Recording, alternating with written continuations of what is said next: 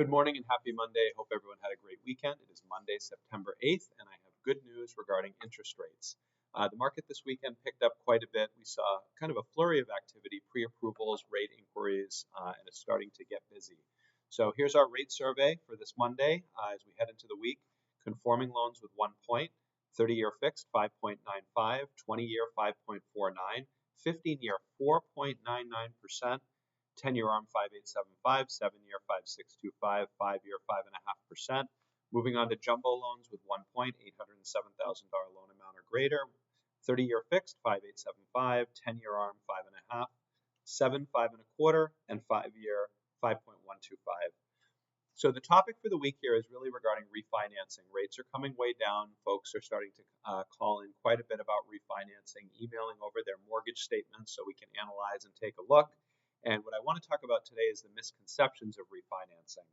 And we'll start off with the federal funds rate. I think the general public, a lot of professionals I work with feel that when the Fed lowers the federal funds rate, that mortgage rates drop by a quarter or a half point, depending on what the Fed does. That is incorrect. The federal funds rate is a short-term borrowing rate for banks from the Fed, and it determines short-term rates, but it really doesn't dictate long-term rates. There's some correlation, but the long-term rates are really more driven by long-term bonds. So look at that 10-year bond, that 30-year bond. That's what's going to drive those rates lower. More misconceptions. Can I refinance more than once? Yes, you can refinance as many times as you want. So if it gets better, you're improving your position, why not do it? Rates go lower in the future, you can always refinance again. Next. Are there significant closing costs in refinancing?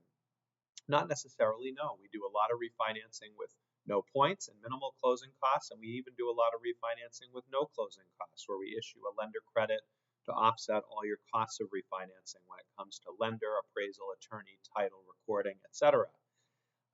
Next one, do I have to save 1% for it to be worthwhile? No, not at all. How much are you saving per month? And what is it costing you? Does the cost-benefit analysis make sense? You know, the adage of you've got to save 1% to refinance is probably back from when the average loan amount was $150,000.